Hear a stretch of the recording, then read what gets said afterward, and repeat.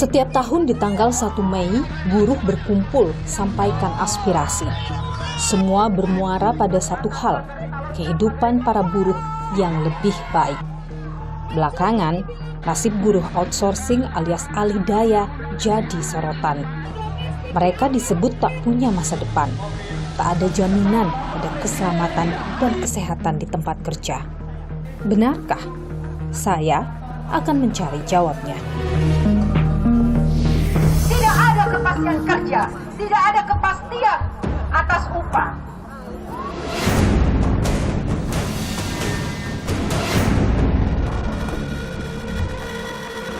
Melalui Undang-Undang Cipta Kerja ini jutaan pekerja dapat memperbaiki kehidupannya.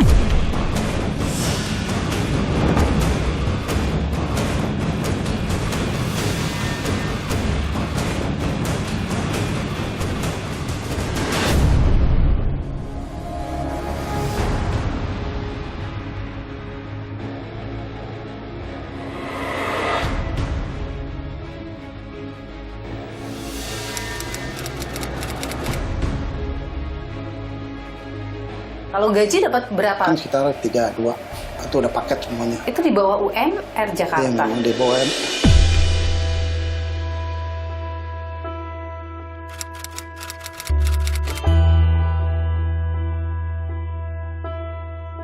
Pak Amin tahu bahwa kontrak itu tidak akan diperpanjang. Itu berapa hari sebelum diumumkan? Seminggu ada kali. Dihubungi via telepon atau seperti Nggak apa? ada. Dihubungi oleh perusahaan tapi? Nggak ada. Terus tahu bahwa minggu depan nih saya bakalan di-cut ini. Itu dari mana? Kumpulkan nanti orangnya ini gitu. Setelah diputus kontrak, apa yang Pak Amin dapatkan?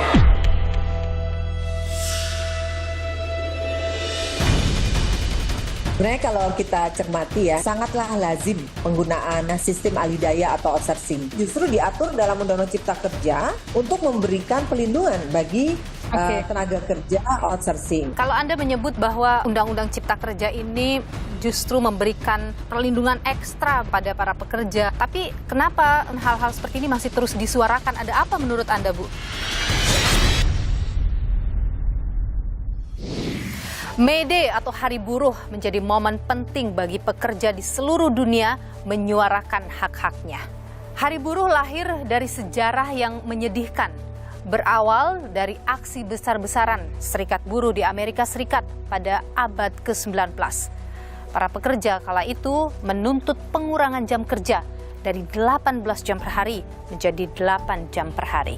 Hingga akhirnya tahun 1889, Federasi Internasional Sosialis dan Serikat Pekerja menetapkan 1 Mei sebagai Hari Buruh Internasional.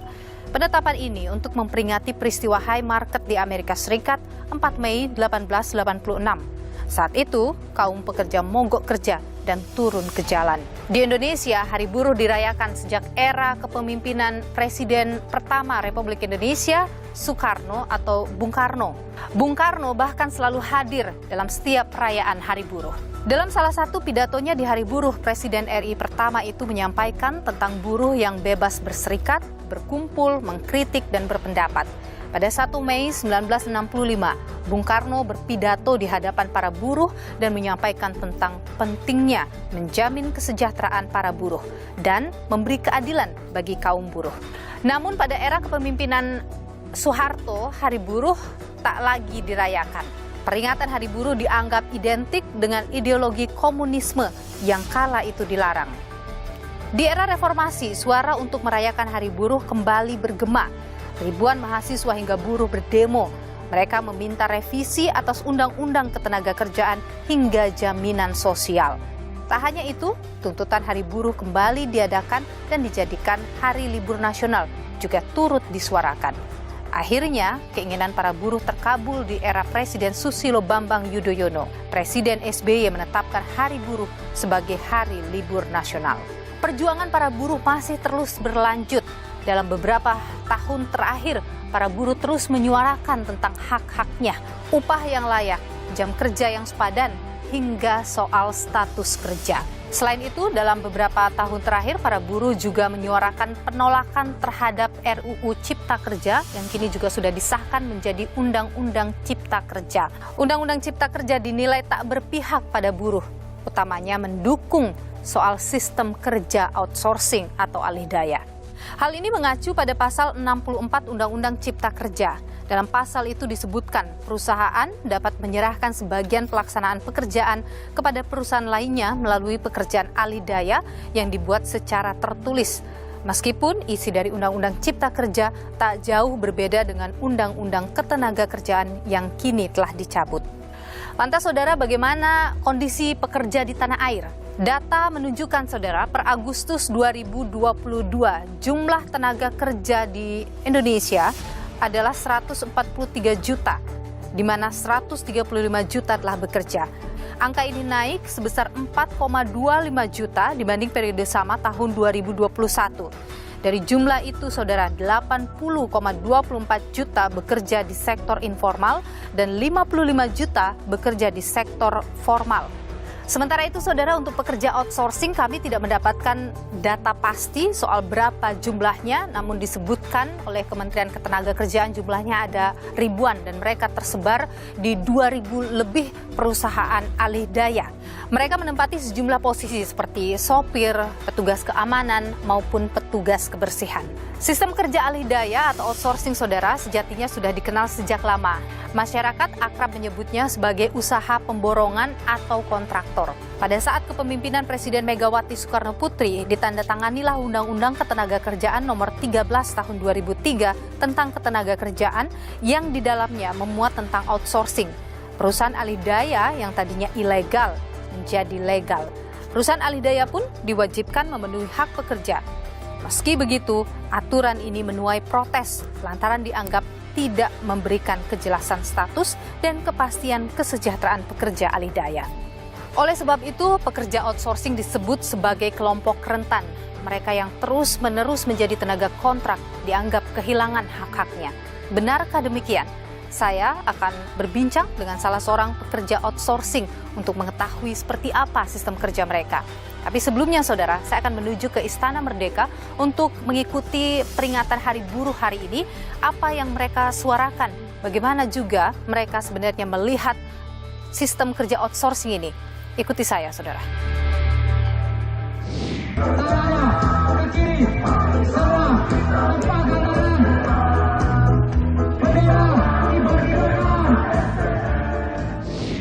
Saudara, saya sudah berada di kawasan Medan Merdeka. Seperti yang Anda lihat di belakang saya, buruh hari ini berkumpul untuk merayakan peringatan 1 Mei atau May Day, Hari Buruh Internasional. Banyak yang mereka suarakan, utamanya adalah soal kesejahteraan para buruh. Bagaimana potret kehidupan mereka sebenarnya selama ini, saudara, dan juga soal outsourcing menjadi satu hal yang juga disuarakan di peringatan Hari Buruh hari ini. Apa yang terjadi, saudara? Ikuti saya hari ini.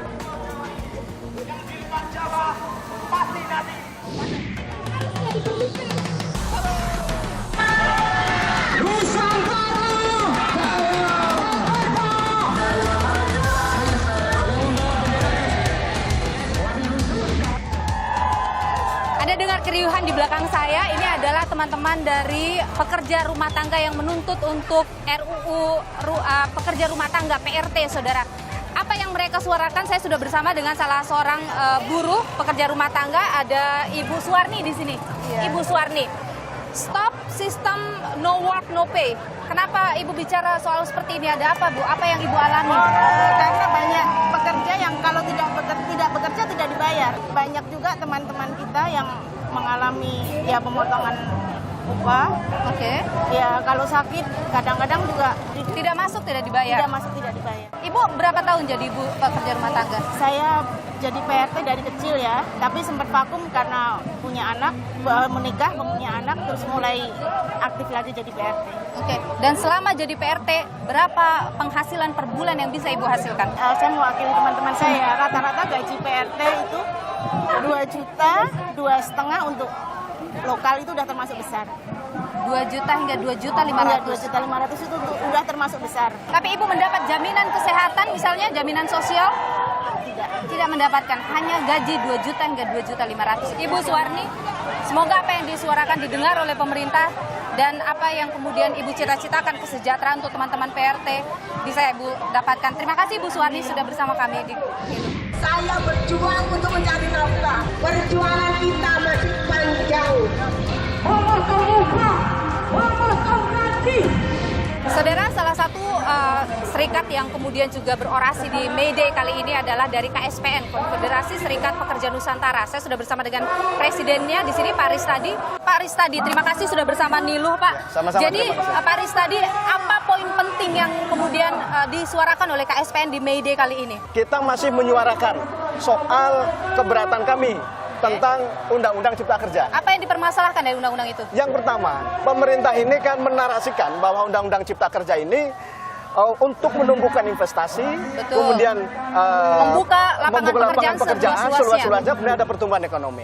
Tapi kemudian faktanya, yang kami alami ratusan ribu catat, ratusan ribu pekerja sektor TPT, tekstil, produk tekstil, itu mengalami pemutusan hubungan kerja dan dirumahkan. Sekarang masih terjadi. Dengan alasan apa?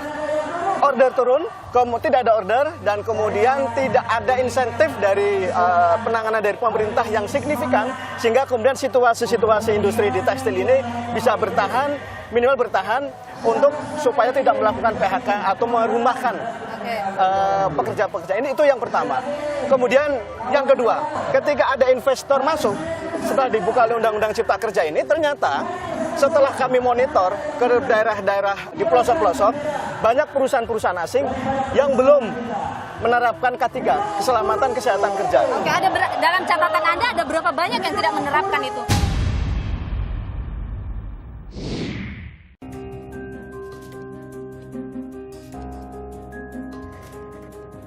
Pak Amin ini dulu kerja sebagai tenaga outsourcing ya, Iya. Alidaya. Sebagai sopir dulu benar ya? Iya, sopir travel. Berapa tahun dulu di sana? Saya 5 tahun ada. Di PT yang sama itu ya? PT sama ini. Terus sekarang Pak Amin kabarnya jadi ojek online. Iya. Kenapa? Saya kan udah nggak diperpanjang dari tahun 2021 itu. Alasannya apa waktu itu? Nggak ada pemberitahuan untuk alasan ya.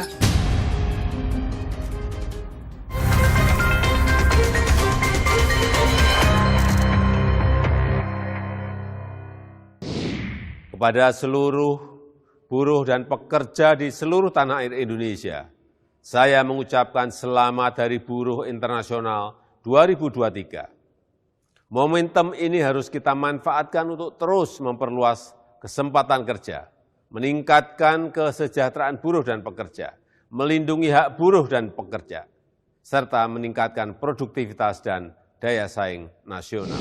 Di pelosok-pelosok, banyak perusahaan-perusahaan asing yang belum menerapkan K3, keselamatan kesehatan kerja. Oke, dalam catatan Anda ada berapa banyak yang tidak menerapkan itu?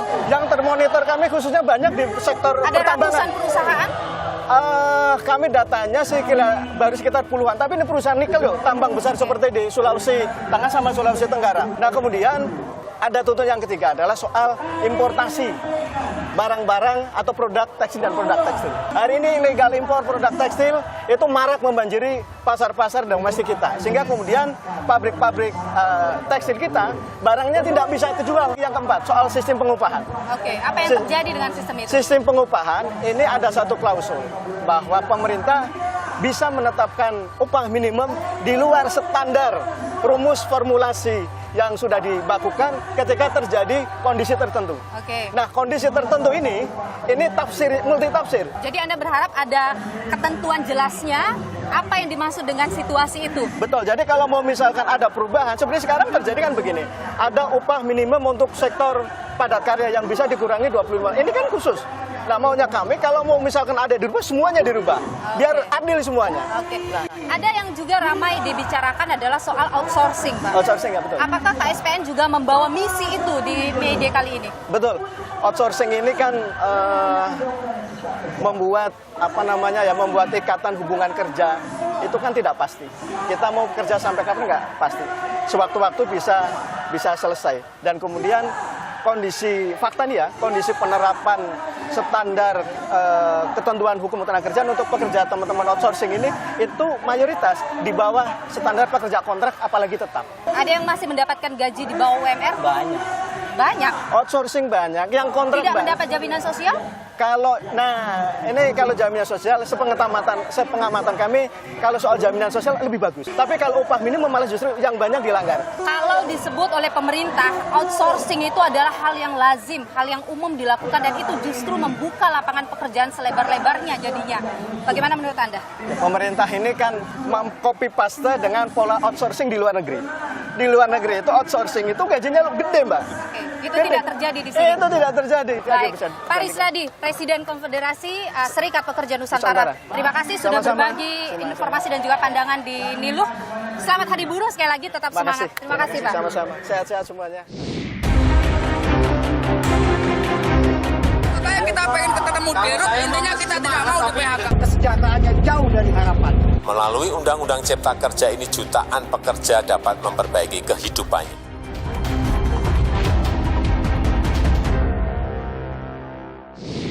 Disebut sebagai kelompok rentan, nasib para pekerja outsourcing atau pekerja alih daya terus diperjuangkan. Lantas saudara, bagaimana sebenarnya sistem kerja maupun upah serta jaminan sosial yang didapatkan oleh para pekerja outsourcing? Saya sudah berada di kawasan Cempaka Putih, Jakarta Timur, saudara, untuk bertemu dengan salah seorang yang merupakan pekerja outsourcing. Kita coba untuk berbincang dengannya, saudara.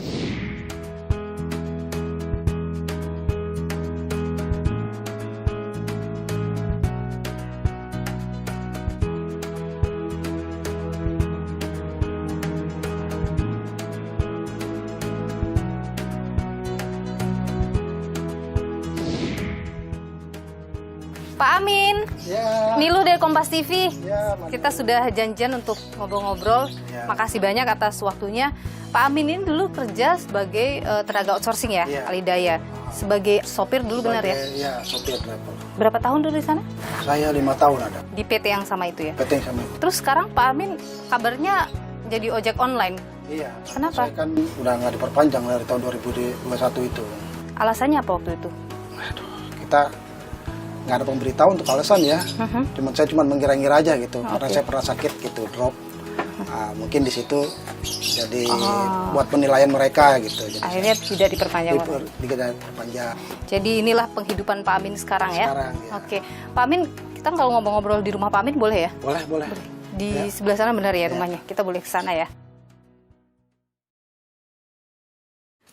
Oke, ini dia rumah Pak Amin. Kita mau ngobrol-ngobrol dengan Pak Amin untuk lebih jauhnya atau lebih detailnya seperti apa sebenarnya sistem kerja, kehidupan kerja, dan upah yang didapatkan oleh Pak Amin sewaktu menjadi tenaga outsourcing. Ini rumah Pak Amin ya? Ya, ini rumah Makasih.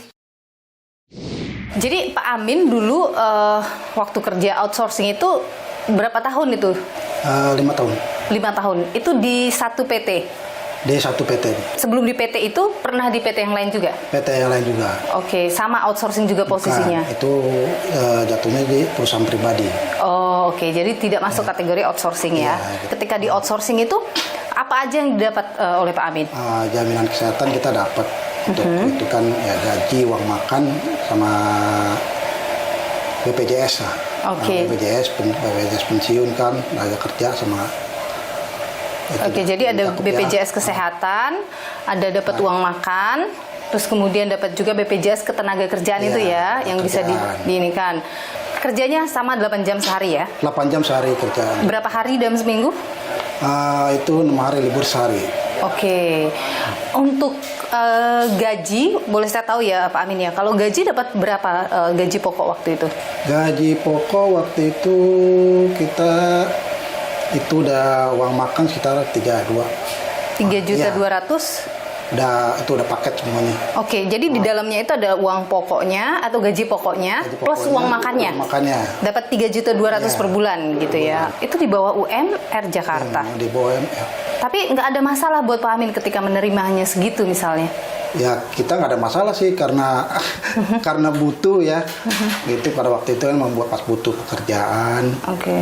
Ya kita terima ya seperti kawan-kawan yang lain juga gitu. Pernah mempertanyakan misalnya kenapa gaji saya segini misalnya di bawah UMR Jakarta? Pernah mempertanyakan juga sih. Kadang kita udah membandingkan dengan outsource lain gitu. Kita tanya ngobrol-ngobrol, wah lebih besar ya kamu ya gitu.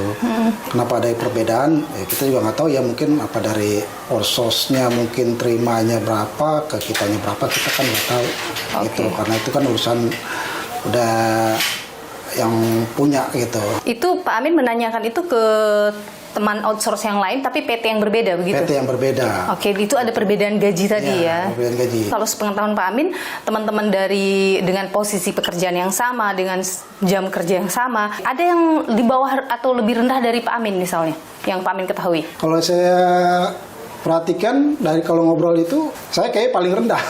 Dan itu sama dengan teman-teman Pak Amin di PT yang sama juga segitu gitu. Ada slip gajinya tidak? Ada. Pak Amin masih menyimpan?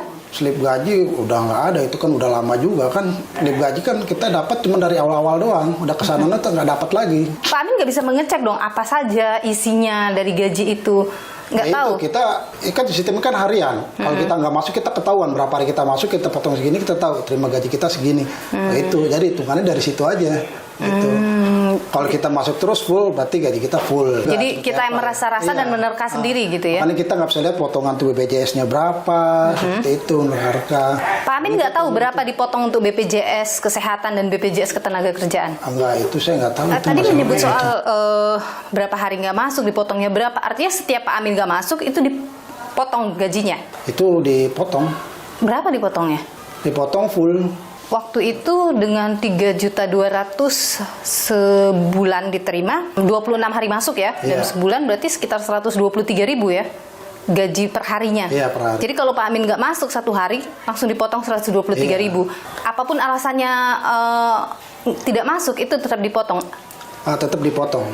Kecuali memang sakitnya tuh, mereka mintanya tuh harus ada surat dari dokternya gitu. Terus resep obatnya kayak gitu tuh harus ada gitu. Itu mungkin dipotongnya uang makan doang kali. Gaji sih tetap. Gaji tetap dikasih kalau misalnya ada surat keterangan dokter. Tapi kalau hanya sakit demam saja misalnya yang tidak, Pak Amin tidak ke dokter karena merasa butuh istirahat, tidak bisa. Tidak bisa tetap. Tetap harus dipotong gajinya. Pada saat Pak Amin mendaftar di perusahaan outsourcing itu, ada kontrak yang ditandatangani? Ada kontrak. Apa isi kontraknya waktu itu?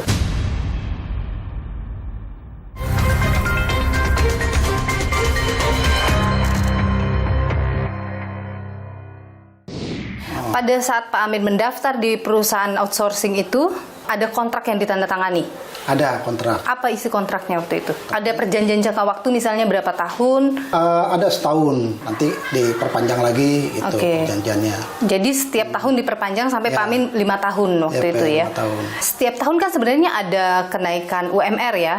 Setiap daerah. Apakah setiap tahun Pak Amin juga mendapatkan kenaikan-kenaikan itu? Ada kenaikan.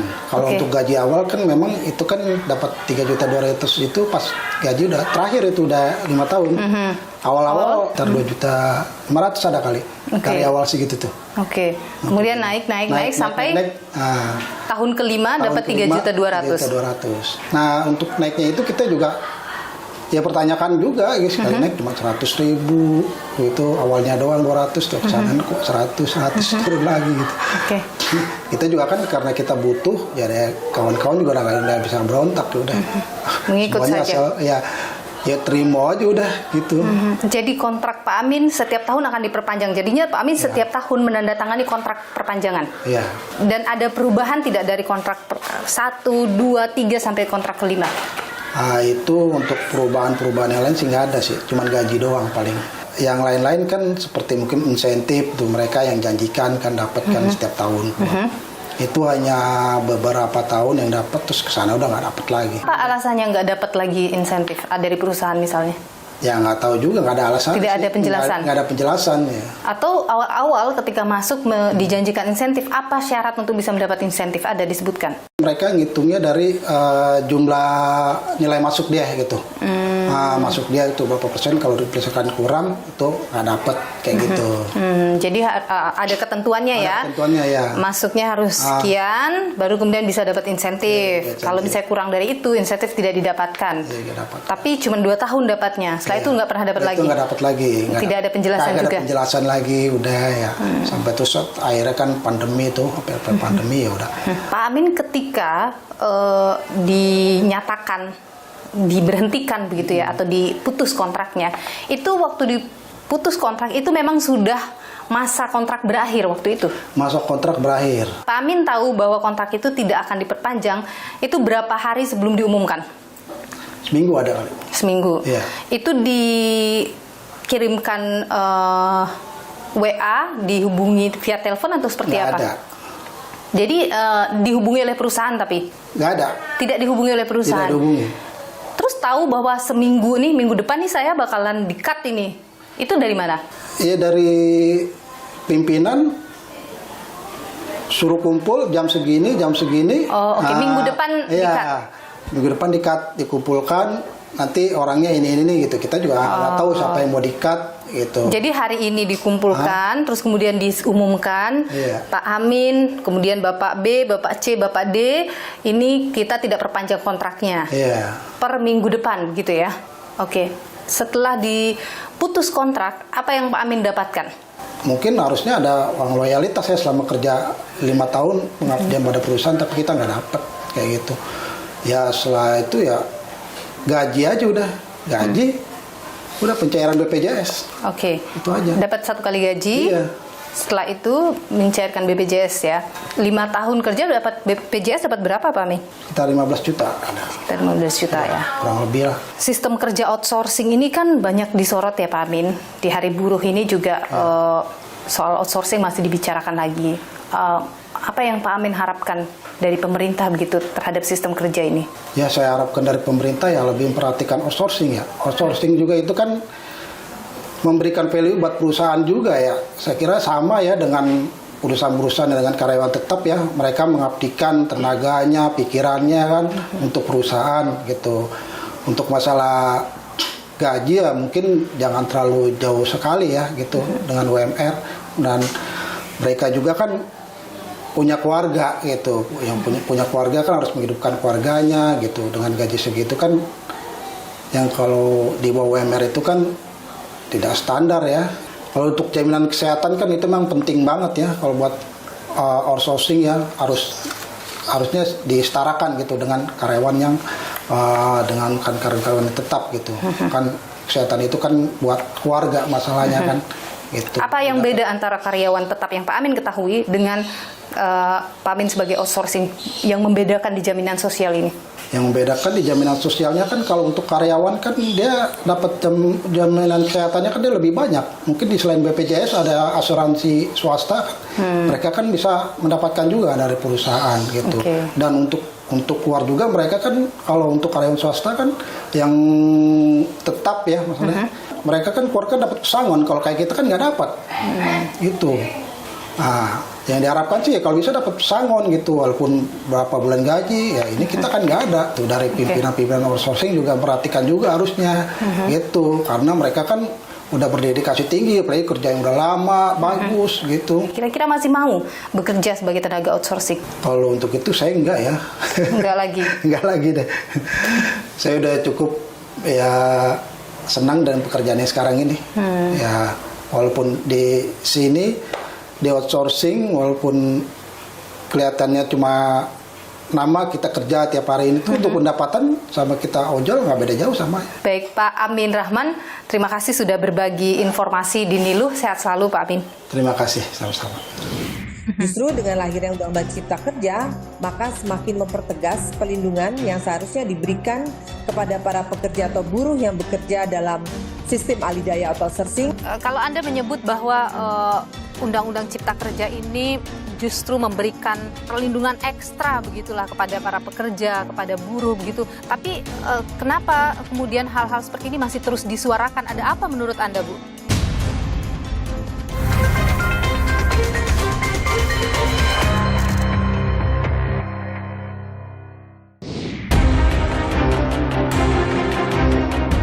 Kita pengen ketemu Dirut, intinya kita tidak mau di PHK. Kesejahteraannya jauh dari harapan. Melalui Undang-Undang Cipta Kerja ini jutaan pekerja dapat memperbaiki kehidupannya.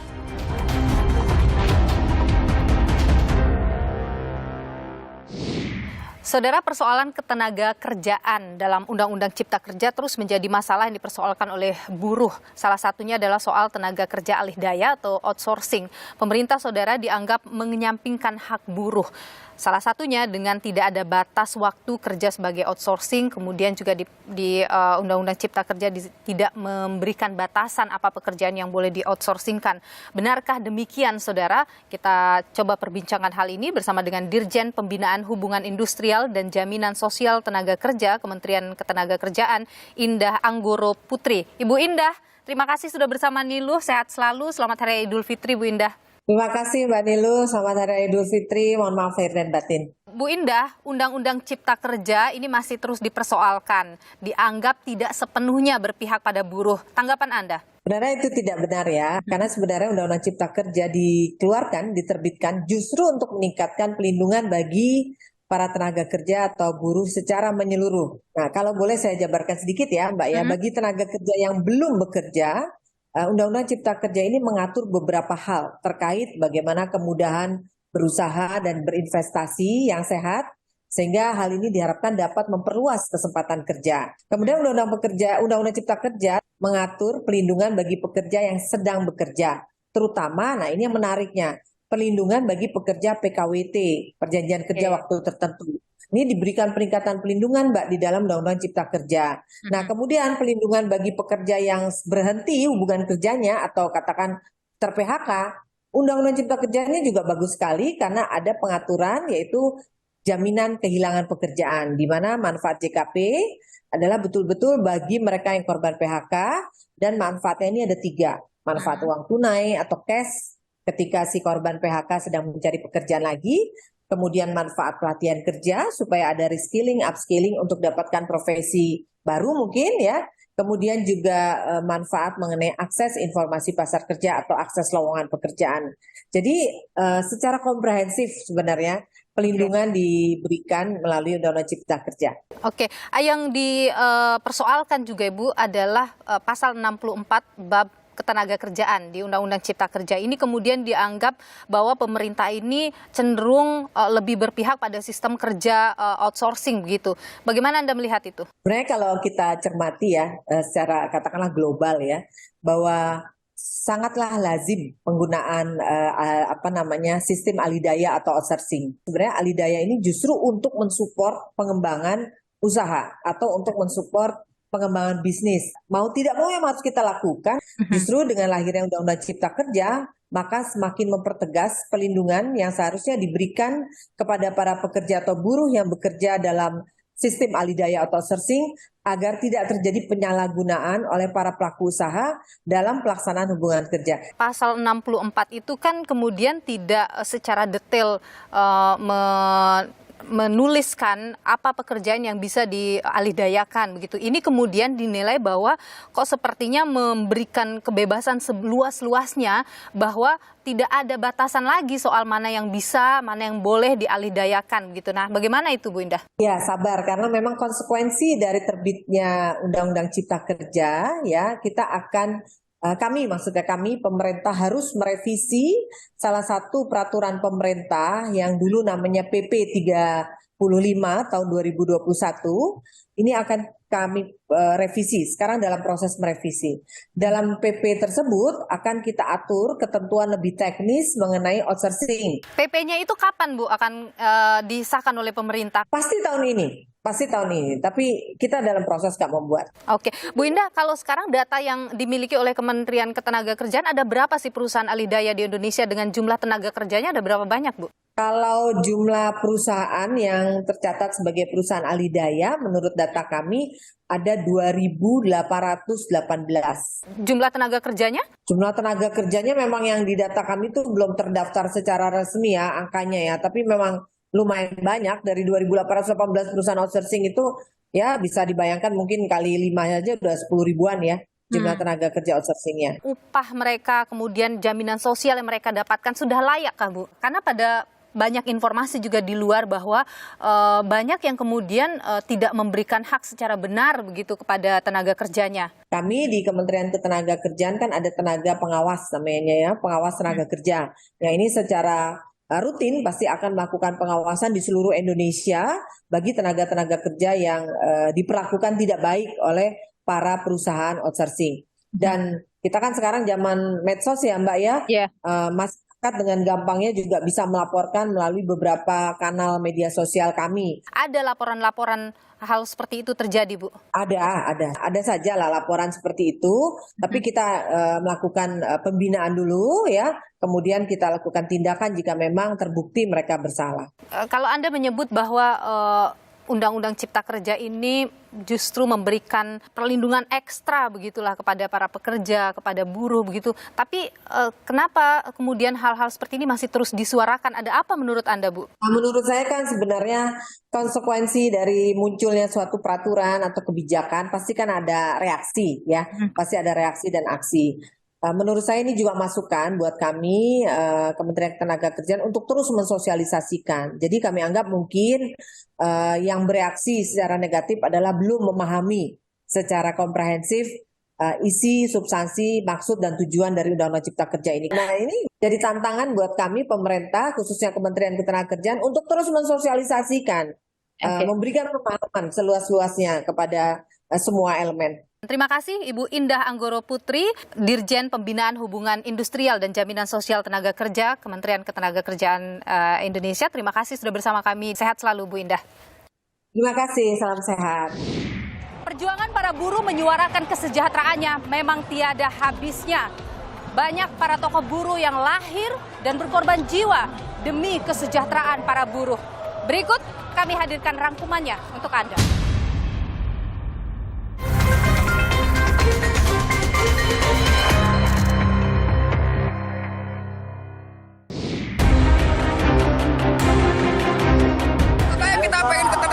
Intinya kita tidak mau di PHK. Kesejahteraannya jauh dari harapan. Melalui Undang-Undang Cipta Kerja ini jutaan pekerja dapat memperbaiki kehidupannya.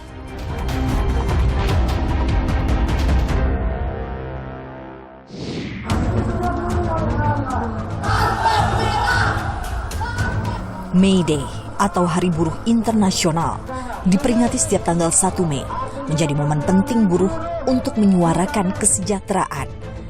Peringatan May Day di Indonesia tak lepas dari perjuangan para tokoh buruh. Bahkan, ada yang harus kehilangan nyawa kala menuntut perubahan atas nasib mereka. Marsina simbol semangat perjuangan buruh, khususnya buruh perempuan. Wajahnya kerap dihadirkan dalam aksi buruh. Menghilang pada 5 Mei 1993, Marsina ditemukan tewas 4 hari kemudian dalam kondisi mengenaskan. Marsina adalah buruh pabrik arloji PT Catur Putra Surya di Sidoarjo, Jawa Timur. Sehari sebelum menghilang, Marsina memimpin aksi unjuk rasa 150 buruh pabrik tersebut menuntut kenaikan upah 20% sesuai imbauan pemerintah Jawa Timur. Hingga kini pengungkapan kasus kematian Marsina masih gelap. Ada juga Wiji Tuko, aktivis buruh sekaligus penyair yang lantang menyuarakan kritik rezim Orde Baru. Salah satu bait puisinya yang terkenal, hanya ada satu kata, lawan. Sebelum menyatakan hilang 10 Februari 1998, Wiji kerap mengikuti aksi demonstrasi bersama sejumlah buruh dan petani. Salah satunya unjuk rasa karyawan PT Sritek tahun 1995. Wiji kemudian bergabung dengan Partai Rakyat Demokratik PRD dan dituding salah satu dalang kerusuhan 27 Juli 1996 atau dikenal dengan peristiwa Kuda Tuli. Jelang tumbangnya rezim Orde Baru, Wiji menghilang bersama 12 aktivis lainnya. Hingga kini keberadaannya masih misteri. Pejuang hak buruh lainnya adalah Muchtar Pakpahan. Mendirikan Serikat Buruh Independen pertama di Indonesia tahun 1992, Muchtar kemudian dikenal sebagai pembela buruh dan rakyat kecil. Muchtar pernah mengirimkan surat protes kepada Menteri Tenaga Kerja kala itu Abdul Latif, disertai ajakan mogok kerja. Muchtar pun kerap melakukan unjuk rasa buruh. Akibat sepak terjangnya, Muchtar sempat mendekam di rutan Tanjung Gusta Medan. Namun, Hal ini tak menyurutkan semangatnya menyuarakan hak-hak buruh hingga akhir hayatnya 21 Maret 2021. Agus Sudono, tokoh perburuhan yang berjuang membela hak buruh sejak Orde Lama hingga Orde Reformasi. Agus adalah Ketua Umum pertama Federasi Buruh Seluruh Indonesia atau FBSI yang berdiri 20 Februari 1973.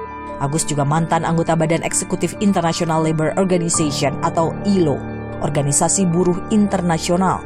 Selama menjabat di ILO, Agus pernah mengirimkan 1.500 TKI ke Malaysia yang sedang mengalami kekosongan tenaga kerja pada tahun 1969.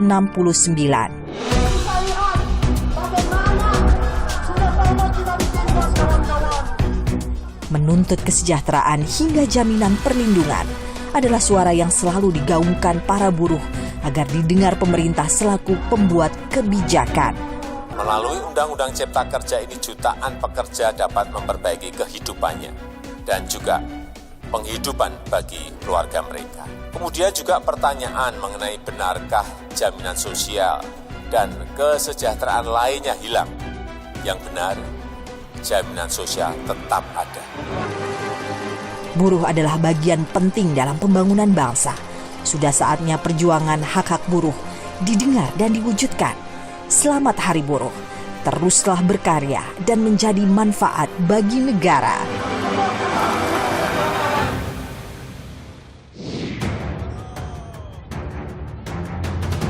Dalam pidatonya 1 Mei 1965, Bung Karno, Presiden pertama Republik ini, berkata di depan para buruh, "Aku merasa berbahagia bahwa lagi-lagi bersama dengan kaum buruh Indonesia berdiri tegak di atas perjuangan kita untuk hidup bahagia." Sudahkah kebahagiaan tercapai? Sebuah tanya yang hendaknya dijawab pemimpin bangsa. Seperti kata Bung Karno, buruh adalah soko guru revolusi Indonesia. Mereka bagian penting dari bangsa. Saya Niluh Puspa, sampai jumpa.